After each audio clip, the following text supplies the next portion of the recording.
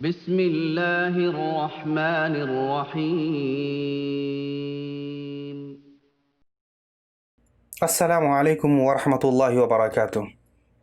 آج کے اس ویڈیو میں ہم جانیں گے کہ زنا کے حمل کا کیا حکم ہے، اس لیے ویڈیو میں آخر تک بنے رہیں۔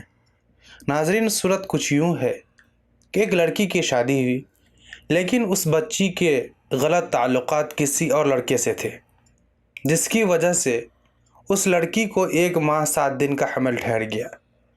اب اس کے نئے شوہر صاحب کو جو ہی پتہ چلا، اس کے نئے شوہر نے اسے فوراً طلاق دے دی۔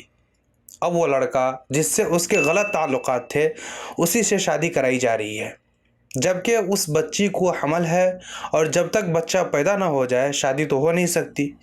کیا ایسی صورت میں اسقاط حمل یعنی حمل گرانے کی کوئی گنجائش شریعت کے اندر نکل سکتی ہے؟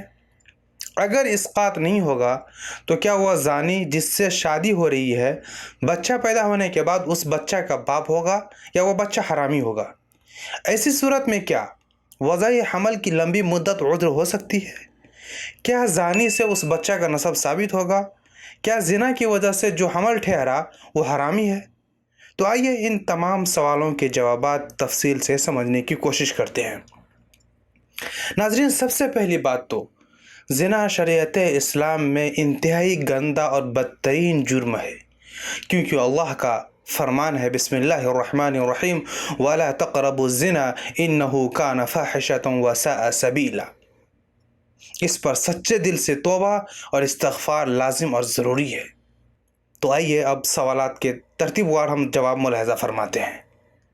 ناظرین، صورت مسئولہ میں چونکہ شوہر نے طلاق دے دیا اور آئندہ زانی ہی سے نکاح کا ارادہ ہے، اس لیے یہ بظاہر اس حمل کے گرانے کی گنجائش معلوم نہیں ہوتی۔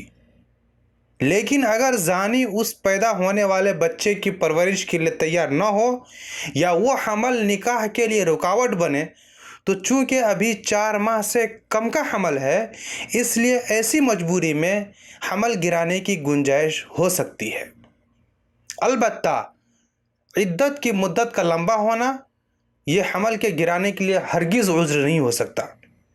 اسی طرح زانی سے اس بچہ کا نسب بھی ثابت نہیں ہوگا، اس لیے کہ بچہ کے پیدائش کے وقت زانی کے نکاح میں نہیں ہوگی، اور یہ ثابت النسب بھی نہیں ہوگا۔ اس بچے کی نسبت صرف ماں کی طرف ہوگی۔ اور ایک بات ملاحظہ فرما لیں کہ اگر اسقاط نہیں کراتے ہیں یعنی بچہ نہیں گراتے ہیں تو عدت بچہ پیدا ہونے کے بعد ہی پوری ہوگی، گرچہ یہ ناجائز حمل ہے۔ اور اگر اسقاط کرا لیتے ہیں یعنی بچہ گرا دیتے ہیں تو چونکہ ابھی حمل کم مدت کا ہے، اس لیے یہ اسقاط عدت مکمل ہونے کا سبب نہیں بنے گا، بلکہ الگ سے لڑکی کو 3 حیض تک عدت گزارنا ضروری ہوگا۔ امید ہے کہ آپ کو مکمل مسئلہ سمجھ آ گیا ہوگا۔ اگر مزید تفصیل جاننا چاہتے ہیں تو مزید تفصیلات کے لیے آپ کے مسائل اور ان کا حل مطالعہ کر سکتے ہیں۔ اللہ سے دعا ہے کہ اللہ تعالی ہم سب کو تمام شرور و فتن اور تمام گناہوں سے حفاظت فرمائے۔ آج کے لیے اتنا ہی، ملتے ہیں پھر کسی نئی ویڈیو کے ساتھ، تب تک اپنا بہت سارا خیال رکھیے گا۔ فی امان اللہ۔